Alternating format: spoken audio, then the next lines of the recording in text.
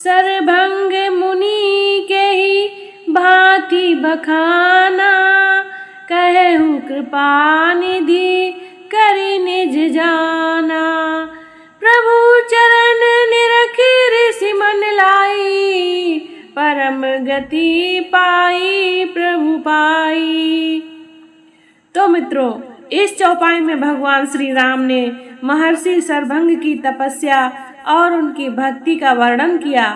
महर्षि सरभंग ने अपने मन को भगवान श्री राम के चरणों में लगाया और उन्हें देखकर परम गति अर्थात मोक्ष की प्राप्ति की। प्रिय मित्रों, यह चौपाई इस बात को रेखांकित करती है कि सच्ची भक्ति और भगवान के प्रति समर्पण से ही आत्मा को परम शांति और मोक्ष मिल सकता है।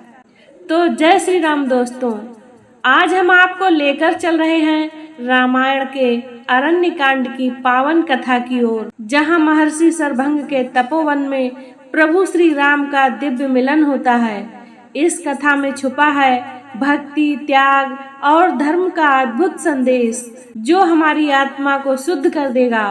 तो आइए मित्रों, जुड़ते हैं इस दिव्य यात्रा में और जानते हैं महर्षि सरभंग के आश्रम की इस प्रेरक कथा को। तो मित्रों, आज की कथा में आप सुन रहे हैं भगवान श्री राम पहुँचे महर्षि सरभंग के आश्रम में। भयंकर बलशाली विराट राक्षस का वध करने के पश्चात राम, सीता और लक्ष्मण महर्षि सरभंग के आश्रम में पहुँचे। महर्षि सरभंग अत्यंत वृद्ध थे, उनका शरीर जर्जर हो चुका था। ऐसा प्रतीत होता था कि उनका अंतकाल निकट है।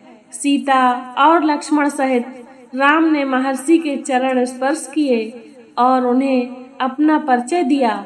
महर्षि सरभंग ने उनका सत्कार करते हुए कहा, हे राम, इस वन प्रांत में कभी कभी ही तुम जैसे अतिथि आते हैं। अपना शरीर त्याग करने के पहले मैं तुम्हारा दर्शन करना चाहता था, इसीलिए तुम्हारी ही प्रतीक्षा में मैंने अब तक अपना शरीर नहीं त्यागा था। अब तुम्हारे दर्शन हो गए हैं, इसीलिए मैं इस नश्वर एवं जर्जर शरीर का परित्याग कर ब्रह्मलोक को जाऊंगा। मेरे शरीर त्याग करने के बाद तुम इस वन में निवास करने वाले महामुनि सुतीक्ष्ण के पास चले जाना, वे ही तुम्हारा कल्याण करेंगे। इतना कहकर महर्षि ने विधिवत अग्नि की स्थापना करके उसे प्रज्वलित किया और घी की आहुति देकर मंत्रोच्चारण करते हुए स्वयं अपने शरीर को अग्नि को समर्पित करके ब्रह्मलोक को गमन किया। महामुनि सरभंग के ब्रह्मलोक गमन के पश्चात आश्रम की निकटवर्ती कुटियाओं में निवास करने वाले ऋषि मुनियों ने वहां आकर रामचंद्र से प्रार्थना की कि हे राघव, क्षत्रिय नरेश होने के नाते हम लोगों की रक्षा करना आपका कर्तव्य है। जो हमारी रक्षा करता है उसे भी हमारी तपस्या के चौथाई भाग का फल प्राप्त होता है। किंतु दुख की बात यह है कि आप जैसे धर्मात्माओं के होते हुए भी राक्षस जन हमें अनाथों की तरह सताते हैं और हमारी हत्या कर देते हैं। इन राक्षसों ने पंपा नदी और मंदाकिनी नदियों के क्षेत्रों और चित्रकूट पर्वत में भयानक उपद्रव मचा रखा है। उनके उपद्रव के कारण तपस्वियों के लिए तपस्या करना ही नहीं, जीना भी दूभर हो गया है। ये समाधित तपस्वियों को मृत्यु के मुख में पहुंचा देते हैं। इसीलिए हम आपकी शरण में आए हैं। आप इस असह्य कष्ट और अपमान से हमारी रक्षा करें और हमें निर्भय होकर तप करने का अवसर दें। तो राम बोले, हे ऋषि मुनियों, आपके कष्टों के विषय में सुनकर मैं अत्यंत व्यथित हुआ हूँ। पिता की आज्ञा से अभी मुझे 14 वर्ष पर्यंत इन वनों में निवास करना है। आप लोगों के रक्षार्थ मैं इस अवधि में राक्षसों को चुन चुन कर नाश करना चाहता हूँ। आप सबके समक्ष मैं प्रतिज्ञा करना चाहता हूँ कि अपने भुजबल से मैं पृथ्वी के समस्त ऋषि द्रोही राक्षसों को समाप्त कर दूंगा। आप लोग मुझे आशीर्वाद दें ताकि मैं इस उद्देश्य में सफल हो सकूं। इस प्रकार से उन्हें धैर्य बंधाकर और राक्षसों के विनाश की प्रतिज्ञा कर श्री रामचंद्र सीता और लक्ष्मण के साथ मुनि सुतीक्ष्ण के आश्रम में आ गए। उन्होंने अत्यंत वृद्ध महात्मा सुतीक्ष्ण के चरण स्पर्श किए और उन्हें अपना परिचय दिया। राम का परिचय पाकर महर्षि अत्यंत प्रसन्न हुए। उन्होंने तीनों को समुचित आसन दिया, उनका कुशल क्षेम पूछा और फल आदि से उनका सत्कार किया। वार्तालाप करते करते सूर्यास्त की बेला आ पहुंची। तब उन सब ने एक साथ बैठकर संध्या उपासना की और रात्रि विश्राम भी उनके आश्रम में ही किया।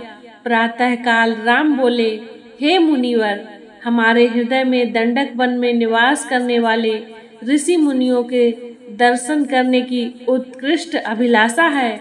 हमने सुना है कि यहाँ ऐसे अनेक ऋषि मुनि हैं जो सहस्त्रों वर्षों से केवल फलाहार करके तपस्या करते हुए सिद्धि को प्राप्त कर चुके हैं।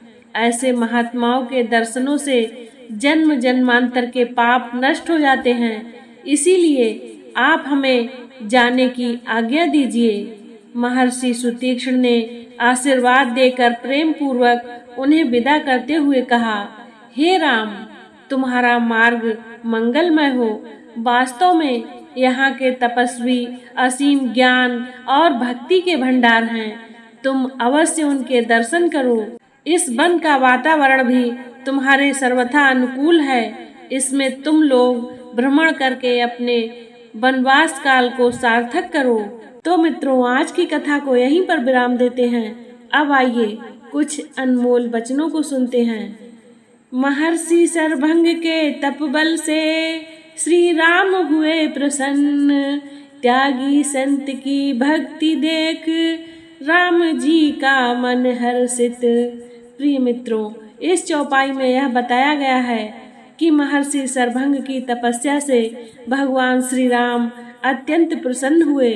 संतों का त्याग और तपस्या भगवान को प्रसन्न करने के सबसे सरल मार्ग हैं और यह हमें सिखाता है कि सच्चे भक्ति की क्या महिमा है। तापस ते ही समझी तब रामा, कीनी बहुत बड़ी गाथा सुहामा।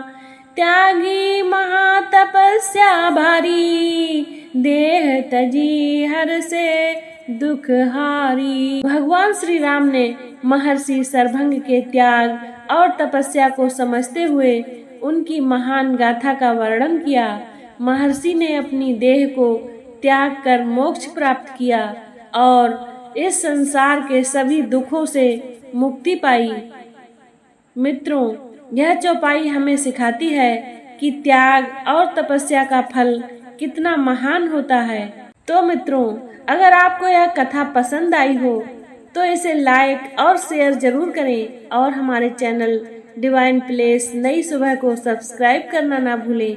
भगवान श्री राम की यह कथा हमें सिखाती है कि सच्ची भक्ति और त्याग से भगवान के दर्शन संभव हैं। तो जुड़े रहिए हमारी रामायण श्रृंखला से और जानिए धर्म और आध्यात्म की और भी गूढ़ बातें। तो मित्रों, वीडियो को पूरा देखने के लिए बहुत बहुत धन्यवाद। मिलते हैं अगले एपिसोड में एक बार फिर। तब तक के लिए जय श्री राम।